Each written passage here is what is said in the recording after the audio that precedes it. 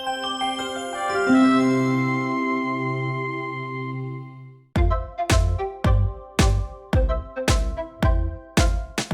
everybody, Dr. Deom here for another Eye Care Today. My favorite episodes ever have been with my beautiful family. My favorite title is Dad, and I get to play an eye doctor during the day, but my favorite title is Dad. And here's my beautiful little daughter, Gemma, our newest, number 4. She's 1 year old. We have, who are you?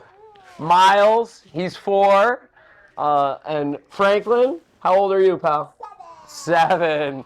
And Bryn, and she is 8. My amazing wife who holds it all down for us, the doctor of physical therapy, amazing wife and partner in crime here, Jillian. It's really cool because we've had the opportunity over the years to bring you our family through various Eye Care Todays.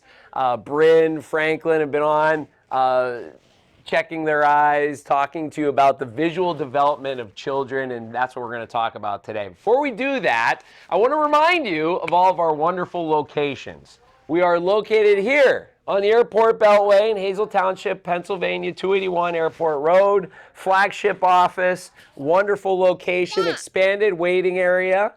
We also have a brand new wing, which we're so excited about, is now the home of Bright Eyes and Face Med Spa. So neurotoxins like Botox, fillers, we are doing GLP and weight loss medication, all with the help of a surgical physician assistant. Her name is Morgan, and she's absolutely spectacular. If you look at my forehead, I should have wrinkles out the wazoo with these kids, but I don't. Look at me. I'm moving my forehead, and I got no wrinkles. Why? Because I got Botox injections from Morgan, and I'm super thrilled with that, being able to offer that with the attention to around the eye and periorbital skin issues. So if you're interested in that, please let us know. Of course, we're in the Skook. Don't forget about us in the Skook in Palo Alto.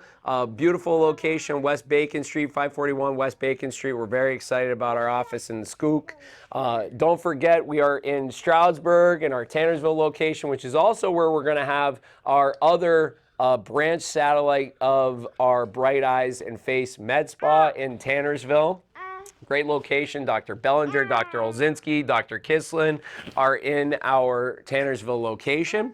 Our newest location is Bangor, Pennsylvania. Bangor, an area that I was not very familiar with, absolutely gorgeous area in between Stroudsburg and Bethlehem. Very nice location, beautiful location. We have our newest doctor there, Dr. Cassandra Thomas. I joke with her, I say she graduated 2 hours ago because she's so young and full of energy. She's fantastic, and we encourage you to get to know her there in Bangor, Pennsylvania.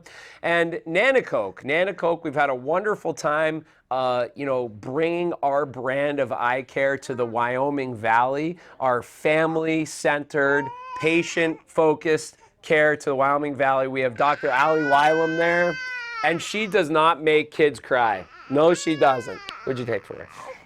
And so she doesn't make kids cry at all. My daughter, Bryn, does make kids cry. I'm just kidding.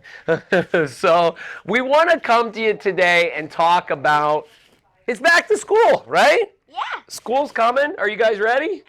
Yeah, back to school. I know Mom's ready.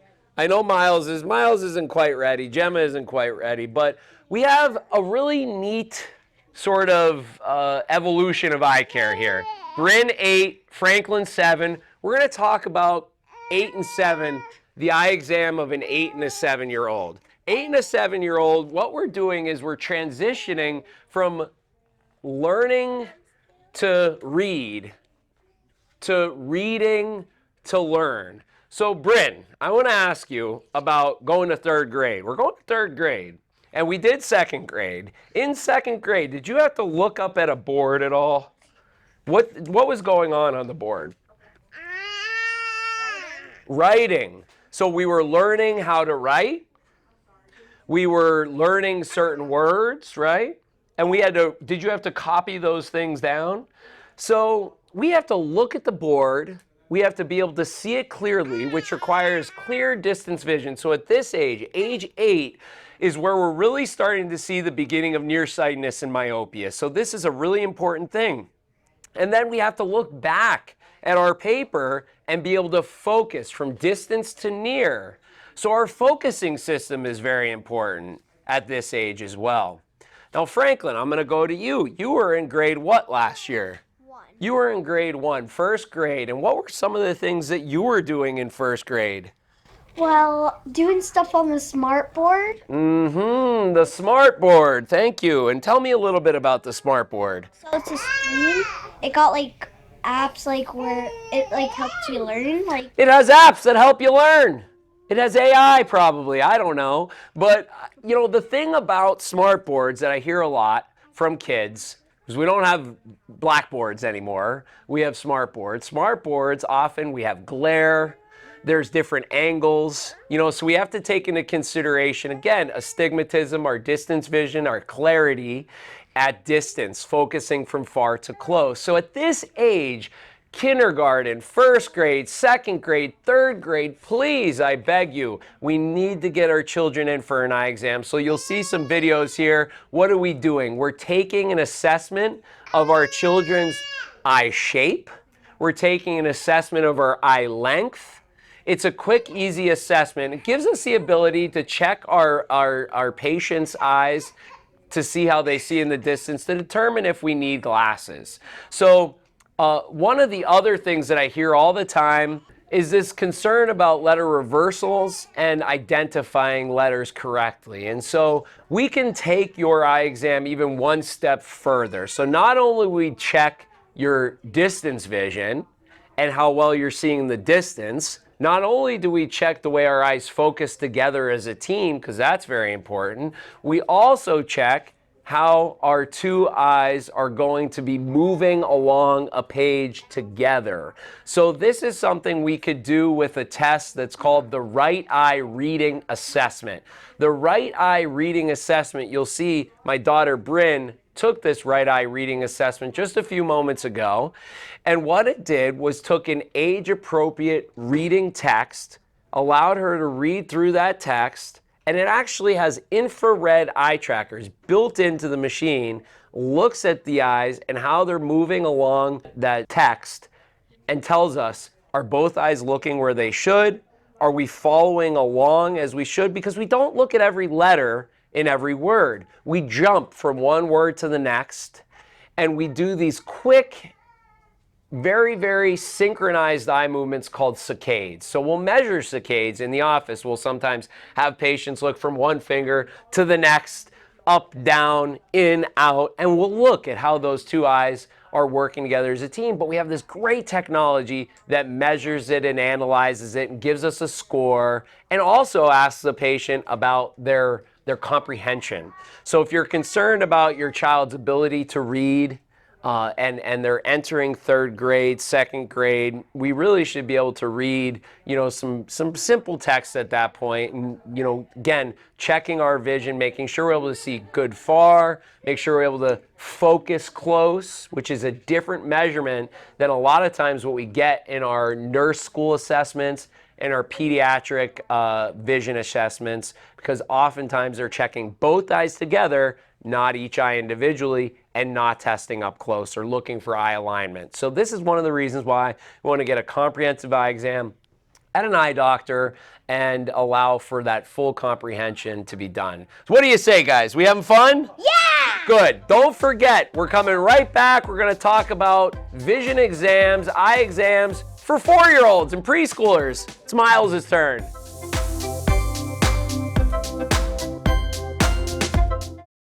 We're back with another eye care today. Dr. Deom with my beautiful family in our Hazleton office. Don't forget, 5 locations. Hazleton, Pennsylvania, our flagship office.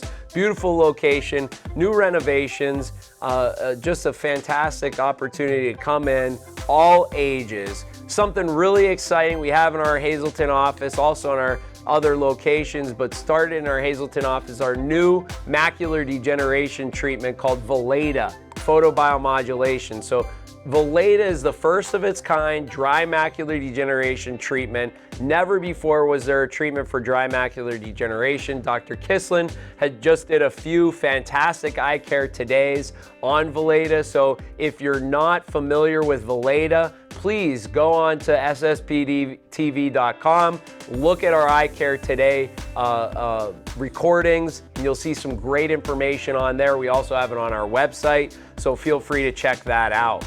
Valeda, if any of you have macular degeneration, this is something that you absolutely need to learn if you're a candidate for, because it's really the first of its kind to treat dry macular degeneration. We're proud to have that here first in our Hazleton office. The other thing we're really proud about in our Hazleton and Tannersville office is our new med spa, Bright Eyes and Face Med Spa. We're gonna be doing neurotoxins, Botox, fillers, surrounding the eye treatment, under eye treatments, bags, crepey skin, that type of thing. If you see that and have that and you're concerned with that, please let us know. We are specialists in and around the eye. This is an area that we specialize in. Who else would you want dealing with that area? None other than us. The other thing that we're doing in Bright Eyes and Face Med Spa, I'm very excited to bring to folks, is GLP-1 management. Oftentimes we see folks in the pre-diabetes area. They're maybe not a candidate for GLP-1 management through their primary care. This is something that is revolutionizing healthcare and really helping tons of people. We can offer virtual GLP-1 assessment and prescriptions through compounding pharmacies of both semaglutide and tirzepatide. So if that's something you're interested in, please give us a call. We can set you up a consultation for that immediately. So, all of that aside, I'm here with my beautiful family. Bryn, who's 8, doing a lot of dancing right now, right? Doing a lot of dancing, ballet, tap, hip hop. She's a big hip hop dancer. Jazz, very good. Franklin, who's how old, Franklin? 7. He's 7, and then we got Miles here. Yeah, we're in trouble, I know. So we got Franklin, Miles, my beautiful wife, Jillian, and Miles is 4. So we're gonna be talking a little bit about what it's like to be 4. Miles, tell me, what is it like to be 4? Is it good? Yeah. Tell me what you're doing. Are you in school right now? Yeah. What kind of things did you do in school today? I know we're learning about our letters. We're done with letters. He said, Dad, we're done with letters. We're moving on. We did Z. We're done with the letters. There's no more letters. We learn colors. We learn letters. I loved preschool because every day he'd come home from school telling me about a new letter. So we're learning to read at this age. Very different than our 8 and 7-year-old who were reading to learn. And it's a different visual task. So at this age, we're doing spatial orientation. And the biggest concern that we have at this age is making sure our 2 eyes are working equally. So often, pediatric eye exams with your pediatric doctor or your assessment with school nurses are assessing both eyes together. And at this age 3 and 4, the connection between the eye and the brain is really just beginning. It's in its infancy. And we have the opportunity to really make sure that that is strong. So at this age, we have some kiddos who know all their letters. We have some kiddos who know all their shapes, all their colors, all their numbers. And we have some that don't.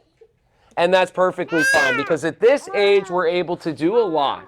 We can measure color vision. We can measure depth perception. We have some specialized tests just for kids that allow us to measure those things.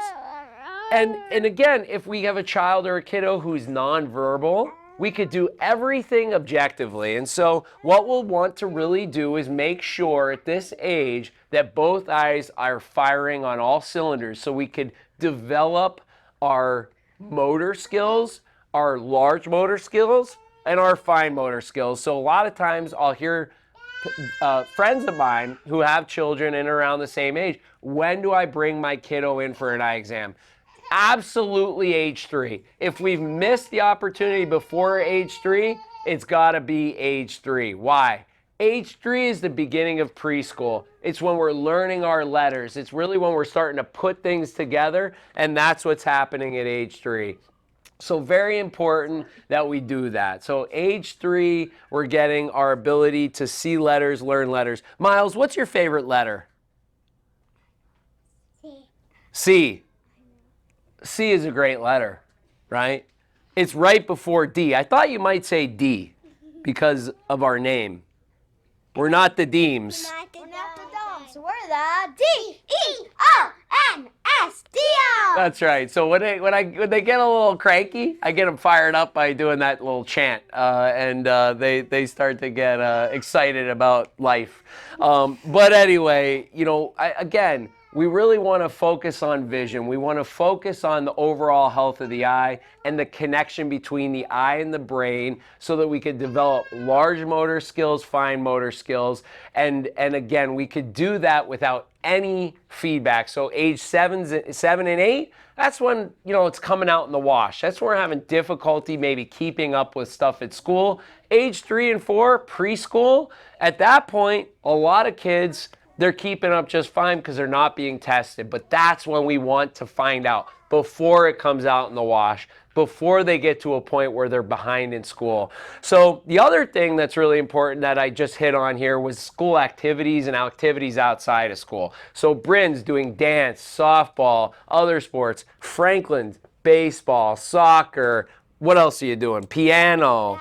Basketball, wonderful things. We're very blessed to have the ability to do all those wonderful things. And Miles is just starting organized sports. So you'll see some of these things come out in organized sports as well. And so he's starting what sport? T-ball. T-ball, yes. Did you like T-ball? Yeah, T-ball was a lot of fun. And what sport are you going to be playing coming up here soon? Baseball. Baseball's coming up. What about soccer?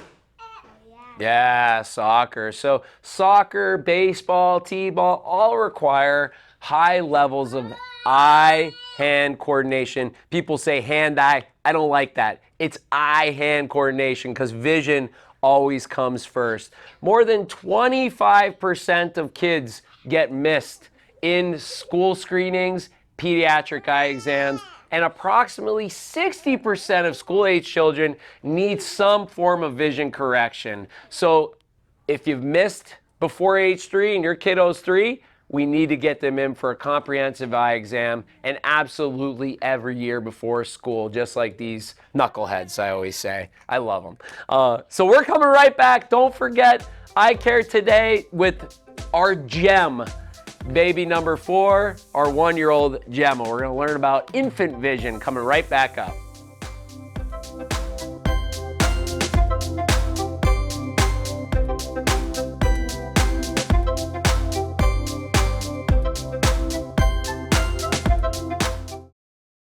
Hey everybody, Dr. Deom here with Bryn, Franklin, Miles, Gemma, my beautiful wife Jillian.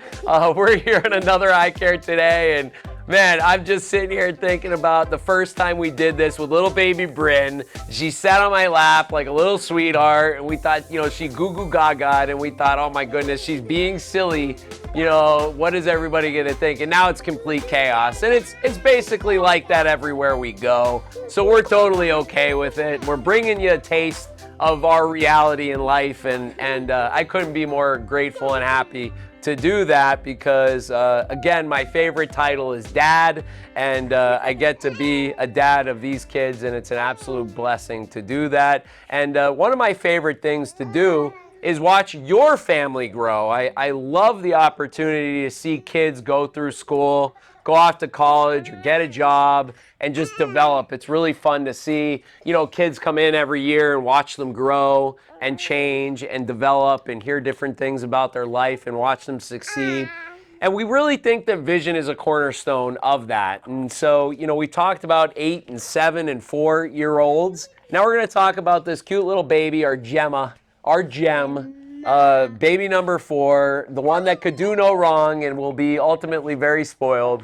That's our little sweetheart here. And Boy, I am so passionate about infant vision care. And, you know, one of the things that I think is often not known is that we can test a baby's eyes. Yes, we have tons of objective assessment tools to test a little baby's eyes. And so, you know, we want to make sure before there ever is a problem at age 4 where we're really starting to learn to read, or at age 7 or 8 when we're reading to learn, we want to know before that if there's something going on. And so I wish I could say that I could count on one hand the number of times I've seen babies with visual dysfunction where one eye maybe not being as good as the other, or where both eyes are not seeing well. I wish I could tell you that was just a handful of times, but it's at least every week. And the reason why we see that is because we made a concerted effort to partner with pediatricians, with the hospitals, with OBGYNs in the area to educate them about the importance of the InfantSEE eye exam. So the InfantSEE eye exam is a public health service that we provide. It's a free eye exam between the ages of 6 months and 1 year of age, a free eye exam. So whether you have health insurance or do not, a free eye exam. So you come in, you bring in your beautiful little baby. We're going to do a complete comprehensive evaluation. We have some video here of Bryn getting InfantSEE eye exam when she was a baby. And if Gemma sat still long enough, we would do one with her too. But she doesn't. So what do we do in an InfantSEE eye exam? In an InfantSEE eye exam, we're going to look at how the eyes move. We're going to look at how they fixate or hold a target. We're going to get a refractive status of the eye. What does that mean? We're going to get an assessment of the power of the eye, whether or not there's a prescription there or not. That prescription may not be for the purpose of prescribing glasses. It may just be for the purpose of documenting monitoring over time. Now, there are certain levels of prescription that are what we call amblyogenic. Bryn, do you know what amblyogenic means? Franklin, do you know what amblyogenic means? No, it's nothing in Minecraft, so he wouldn't know. So amblyopia is a condition where we have a difficult time with the eyes talking to the brain. And I always say 20/20 vision isn't something we're born with. It's something that develops. And so we need to be able to give the brain 20/20 vision. And to do that, for some kids, it requires glasses or contacts. Yes, even contacts. We have some babies that require contacts, believe it or not. So again, yeah, mind blown. So this is one of those things that, again, you don't know unless it's something you get checked. And we see it all the time. We have a very good family friend of ours who brought their child in for a InfantSEE eye exam, and we were able to determine right then and there that they did need glasses at age 8 months. And she's 9 today, right? She's 9 years old now and doing great, has 20/20 vision. I could confidently say that if we didn't do that InfantSEE eye exam and find that very high prescription at that age, she probably would be 20/40 or 20/50 best corrected with glasses today. So InfantSEE eye exams save vision and improve function for life. It really stimulates a lifetime of clear vision. So that's one thing. The other thing that we're going to assess for, and this is a more serious conversation, but one of the more serious things that we can find in an InfantSEE eye exam is a really, relatively speaking, common ocular malignancy called retinoblastoma. So thankfully, I've never had the misfortune of finding this in any of my patients, but every year retinoblastoma is diagnosed by InfantSEE eye care providers. And so the best way to determine whether or not you may have a child that has something like that going on would actually be in taking a picture of your child, where you take a picture of your child and maybe one eye appears white and the other eye appears completely normal in the photo. And so that would be something that you might notice after the fact. Maybe it appears as though one eye is turned, the pupil, the dark hole in the middle of the eye appears black in one eye and white in the other. And that could be an indication that retinoblastoma is actually going on. So bring your child in, you can do a comprehensive evaluation to rule that out, make sure that that is not the case. And so, you know, I think really what's super duper important is that something on the order of 80% of learning happens through our eyes. Very important, right? So we can't see the board, we can't see our smart books, our tablets, our computers. You know, it's going to be hard to keep up with our classmates. And I think, and what about Chromebooks? Absolutely, Chromebooks too. And so we got to make sure not only are we checking distance vision, not only are we checking both eyes at the same time, but we're checking near vision, we're checking how the eyes move together as a team, and we're checking distance as well and the overall health of the eye, which can only be done comprehensively in an eye doctor's office. So guys, it's been a blast. We got Bryn, we got Franklin, we got Miles, we got my lovely wife who's dragging Gemma over here right now, Jill, and you know, we just couldn't be more grateful to share our family with yours and watch them grow as we watch you grow. Thank you for the opportunity to be part of this community, and thank you for choosing us to take care of you and your eyeballs. Thank you. We'll see you real soon.